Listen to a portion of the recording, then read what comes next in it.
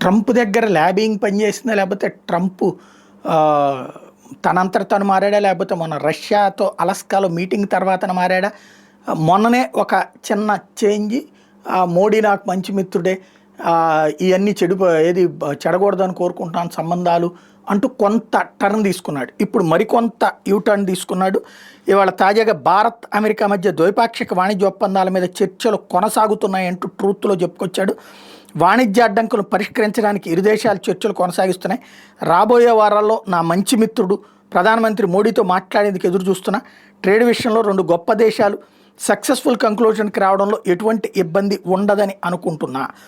ఇది మొన్న మధ్యన అసలు ట్రేడ్ చర్చలే లేవు, మొత్తం క్యాన్సిల్ చేసేస్తున్న, రష్యా నుండి ఆయిల్ని కొనడం ఆపేదాకా సమస్య లేదు అని చెప్పినటువంటి ట్రంప్ ఆలోచన ధోరణిలో వచ్చినటువంటి మార్పు. ఇది తాత్కాలికమా శాశ్వతమా చూడాల్సి ఉంది.